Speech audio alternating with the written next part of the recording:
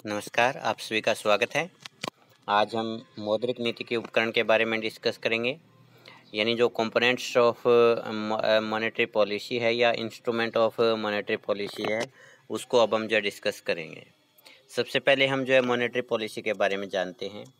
मौद्रिक नीति से अभिप्राय उस नीति से है जिसमें एक देश की सरकार या केंद्रीय बैंक ब्याज दर के माध्यम से अर्थव्यवस्था में मुद्रा की मांग और पूर्ति को नियंत्रित करते हैं। तो इस प्रकार मौद्रिक नीति का जो संबंध होता है वो मुद्रा की मांग और पूर्ति के नियमन से होता है। तो भारत में अगर आप मौद्रिक नीति की बात करें तो भारत के अंदर मौद्रिक नीति का क्रियान्वयन जो होता है भारतीय रिजर्व बैंक यानी आरबीआई के द्वारा किया जाता है। तो मौद्रिक नीति एक ऐसी नीति होती है जिसके माध्यम से किसी भी देश का मौद्रिक प्राधिकरण, खासकर उस देश का जो सेंट्रल बैंक या केंद्रीय बैंक होता है, वो देश की अर्थव्यवस्था के अंदर ब्याज की दरों के नियंत्रण के माध्यम से मुद्रा की पूर्ति को नियमित और नियंत्रित करता है, ताकि वस्तुओं के दामों में बढ़ोतरी से बचा जा सके और अर्थव्यवस्था को विकास के पथ पर अग्रसर किया जा सके। अब आप परिभाषा देखते हैं। डीसी अस्टन के अनुसार मौद्रिक नीति का संबंध ब्याज की दर तथा साख की उपलब्धि को नियंत्रित करके कुल मांग के स्तर तथा संरचना को प्रभावित करने से है। अब मौद्रिक नीति के जो उपकरण है, मौद्रिक नीति के उपकरणों का आप दो भागों के अंदर बांट सकते हैं। तो इसके अंदर दो भागों में जब आप बांटते हैं तो उसके अंदर वो सारे के सारे उपकरण आ जाते हैं, जिसके माध्यम से जो केंद्रीय बैंक होता है वो अर्थव्यवस्था के अंदर मुद्रा की मात्रा को नियंत्रित करता है। तो इसमें पहला है मात्रात्मक उपकरण, जिसको आप क्वांटिटेटिव मेजर्स बोलते हैं, और दूसरा जो है गुणात्मक, जिसको आप क्वालिटेटिव मेजर्स बोलते हैं। गुणात्मक या जो सिलेक्टिव या चयनात्मक जो उपकरण है वो।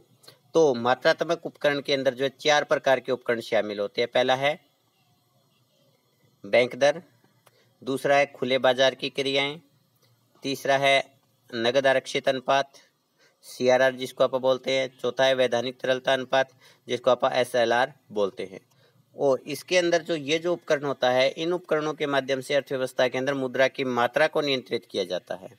और गुणात्मक या जो चयनात्मक साख उपकरण होते हैं, इसके अंदर मात्रा जो होती है उसको नियंत्रित नहीं किया जाता, यानी मात्रा पहले थी उतनी रहेगी, लेकिन अलग अलग उद्देश्यों के लिए मुद्रा की मात्रा जो होती है उसको नियंत्रित किया जाता है। यानी अर्थव्यवस्था में के अंदर कुल मुद्रा की मात्रा उतनी रहेगी, लेकिन उद्देश्यों के अनुसार जो है मुद्रा की मात्रा को परिवर्तित किया जाता है। तो इसके अंदर पहला है ऋणों की सीमांत आवश्यकता में परिवर्तन, दूसरा साख की राशनिंग, तीसरा प्रत्यक्ष कार्यवाही, चौथा होता है उपभोक्ता साख का पर नियंत्रण, इसके बाद प्रचार, और लास्ट है नैतिक प्रभाव। तो अब हम एक एक करके इनको जो डिस्कस करते हैं।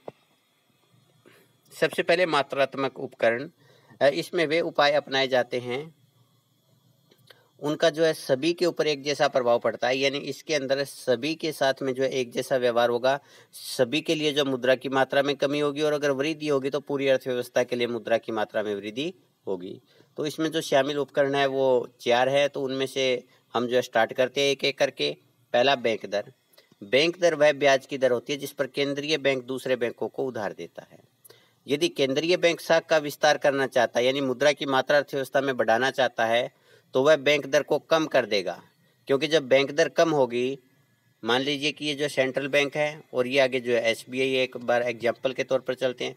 अगर केंद्रीय बैंक ने ब्याज दर को कम किया तो उसके कारण SBI जो उसको उधार है वो सस्ता मिलेगा, और जब SBI को उधार सस्ता मिलेगा तो ये आगे जो ब्याज की दर है उसको कम करेगा, और जब आगे ब्याज की दर कम होगी तो उसके कारण जो है अर्थव्यवस्था के अंदर ज़्यादा उधार लेंगे, तो उसके कारण अर्थव्यवस्था में मुद्रा की पूर्ति में वृद्धि होगी। और इसके विपरीत यदि वह साख का संकुचन करना चाहता है तो केंद्रीय बैंक जो है बैंक दर को बढ़ा देगा।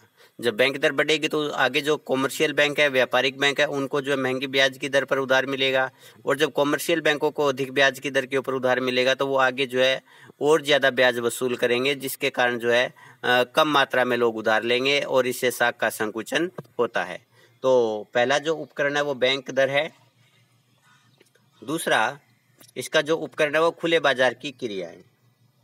जब केंद्रीय बैंक मुद्रा बाजार में प्रतिभूतियों का क्रय और विक्रय करता है तो उसे खुले बाजार की क्रियाएं कहते हैं।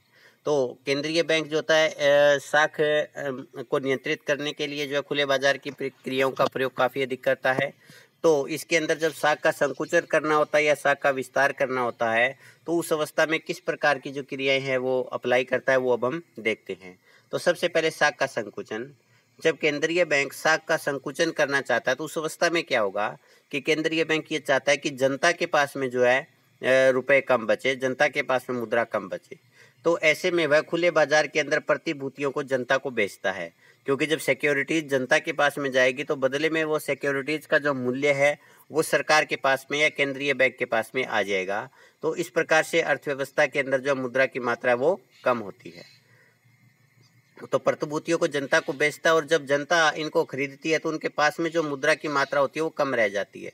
तो इससे वे बैंकों में जो कम मुद्रा जमा करवाते हैं। तो जब बैंकों के पास में भी मुद्रा कम जाएगी तो उससे साख का जो विस्तार भी कम होगा, यानी साख की मात्रा कम होगी, और साख की मात्रा कम होगी तो उसके कारण साख का संकुचन होता है।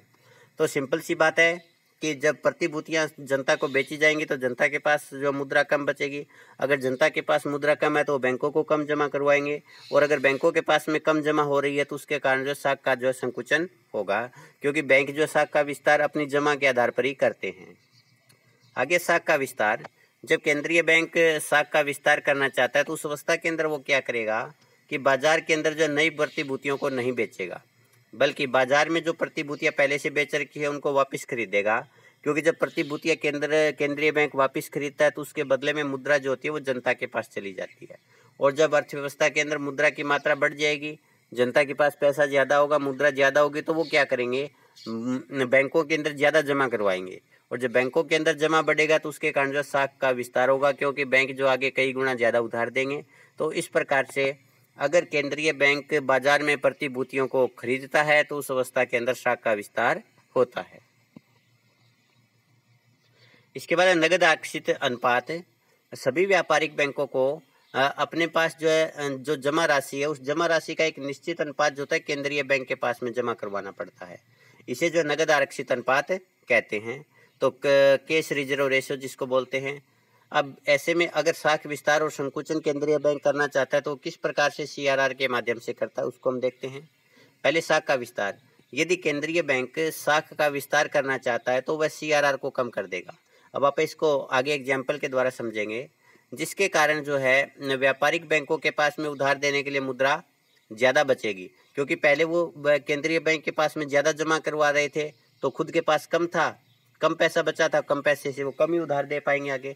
लेकिन जब CRR को कम किया गया तो उसके कारण व्यापारिक बैंकों के पास में ज़्यादा मुद्रा बच गई उधार देने के लिए, और जब व्यापारिक बैंकों के पास में उधार देने के लिए ज़्यादा मुद्रा बचती है तो उसके कारण वह साख का ज़्यादा निर्माण करते हैं, तो उससे साख का विस्तार होता है।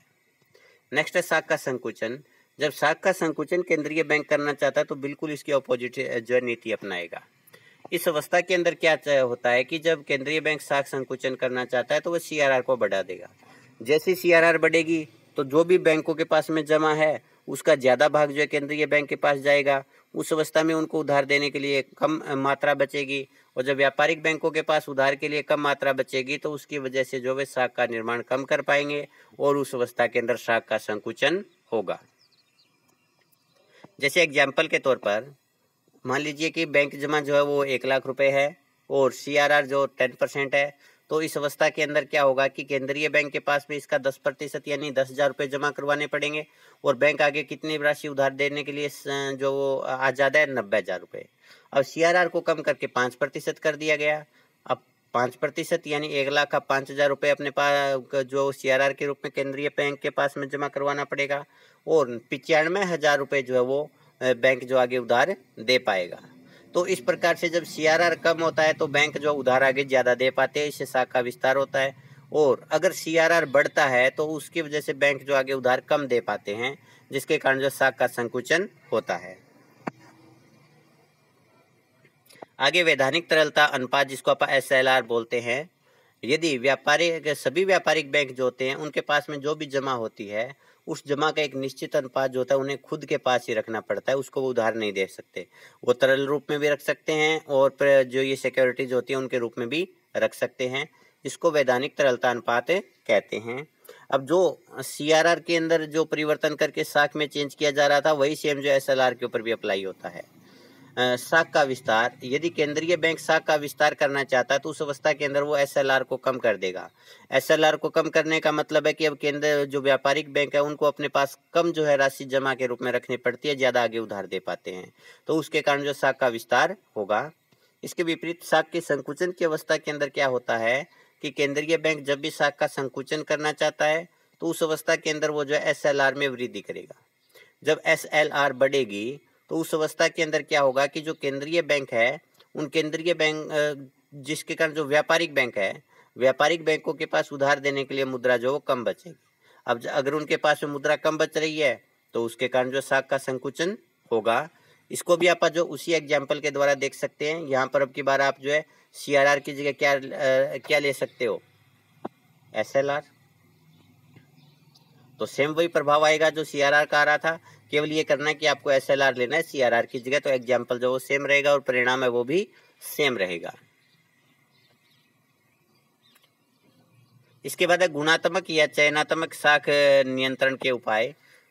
इसमें शामिल उपकरणों के सभी के ऊपर एक समान प्रभाव नहीं पड़ते, यानी अलग अलग व्यक्तियों के ऊपर, अलग अलग वर्गों के ऊपर जो है अलग अलग प्रभाव पड़ते हैं।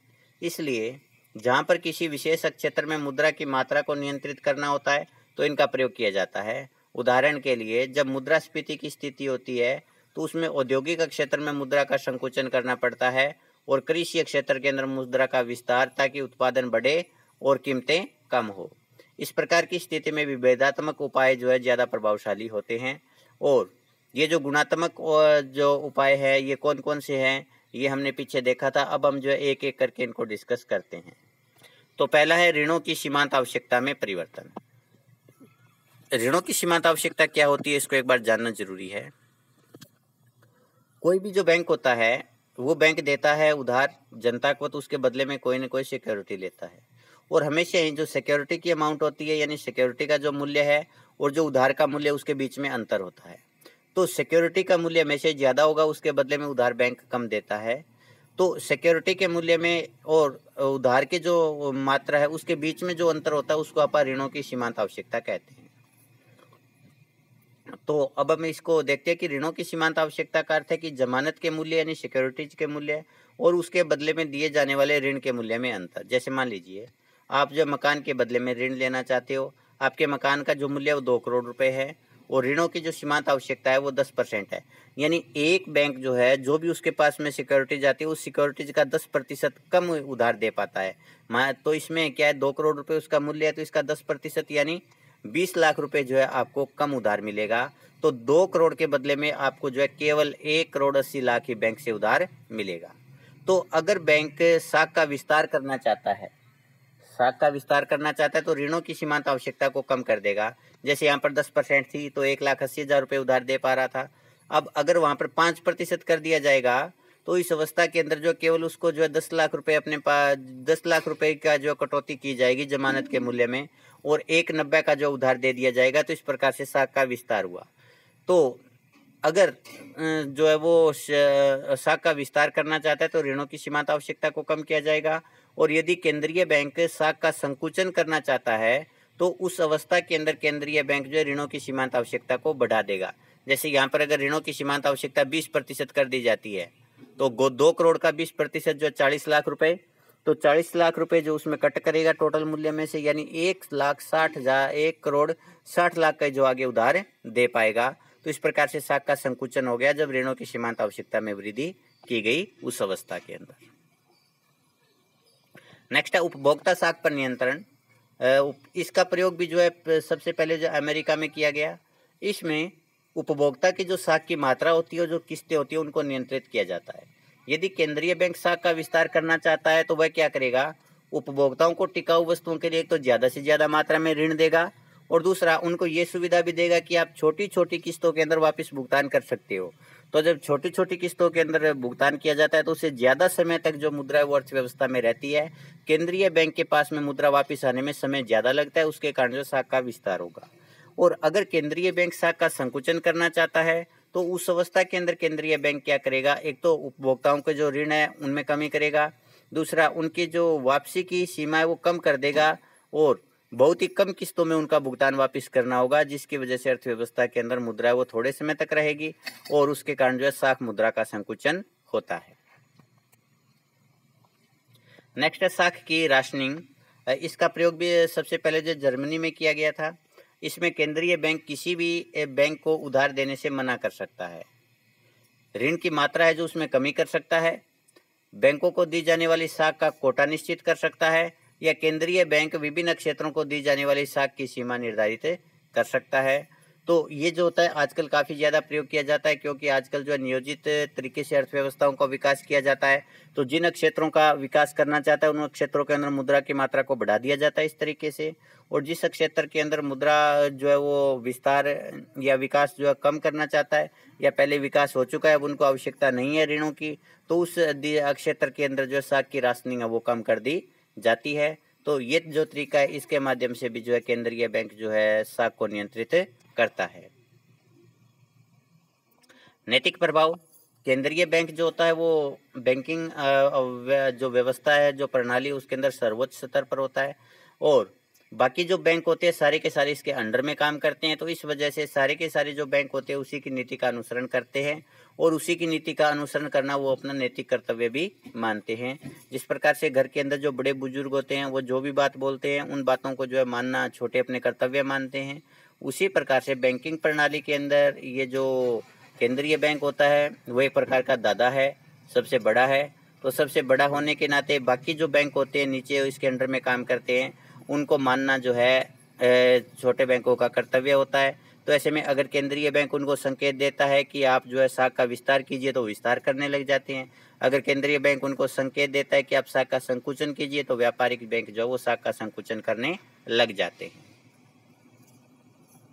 आगे प्रचार, ये भी गुणात्मक साख नियंत्रण का एक प्रभावशाली तरीका है। इसमें केंद्रीय बैंक जो होता है अपनी साख की विस्तार और संकुचन की नीति का जो काफ़ी बड़े स्तर पर जो प्रचार प्रसार करता है, और इस नीति का प्रयोग सबसे पहले अमेरिका में किया गया था। तो जब केंद्रीय बैंक अपनी नीतियों का प्रचार करता है, प्रसार करता है, तो उसकी वजह से जनता को केंद्रीय बैंक की नीति का पता चलता है। जैसे केंद्रीय बैंक चाहता है कि उधार ज़्यादा से ज़्यादा लिया जाए, विस्तार ज़्यादा से ज़्यादा हो, तो केंद्रीय बैंक इसके लिए प्रचार करेगा, और जब जनता को उसके बारे में पता चलेगा तो ज़्यादा से ज़्यादा जो है उधार लेंगे, उससे साख का विस्तार होगा। अगर केंद्रीय बैंक साख का संकुचन करना चाहता है तो लोगों को प्रेरित करता है कि आप जो है साख का कम से कम प्रयोग कीजिए, उधार कम से कम लीजिए, तो उसकी वजह से साख का संकुचन होता है। इसके बाद जब प्रत्यक्ष कार्यवाही, वैसे तो सभी बैंक जो केंद्रीय बैंक की नीति का अनुसरण करते हैं, जैसा केंद्रीय बैंक चाहता है वैसा ही जो व्यापारिक बैंक करते हैं, लेकिन कई बार केंद्रीय बैंक जो होता है उनकी सलाह को नहीं मानता या उसकी नीति का अनुसरण नहीं करता। तो ऐसे में केंद्रीय बैंक जो होता है उसके पास में जो है प्रत्यक्ष कार्यवाही का विकल्प होता है। अब प्रत्यक्ष कार्यवाही के अंतर्गत केंद्रीय बैंक क्या करता है कि वह किसी भी बैंक का लाइसेंस है वो रद्द कर सकता है, किसी भी बैंक के ऊपर जो उसकी नीति को न मानने के कारण जुर्माना लगा सकता है, उस बैंक को जो है केंद्रीय बैंक ऋण देने से मना कर सकता है, या उस बैंक के को जो केंद्रीय बैंक से ऋण मिल रहा था उस ऋण में कटौती भी कर सकता है। तो इस प्रकार से इन कार्यवाहियों के डर से जो व्यापारिक बैंक होते हैं, व्यापारिक बैंक जो होते हैं वो केंद्रीय बैंक की जो भी नीति होती है उस नीति को जो वो फॉलो करते हैं, और अगर फॉलो ना करे तो केंद्रीय बैंक के पास में ये ऑप्शन भी खुला है। तो इसी के साथ अपना ये टॉपिक समाप्त होता है। धन्यवाद।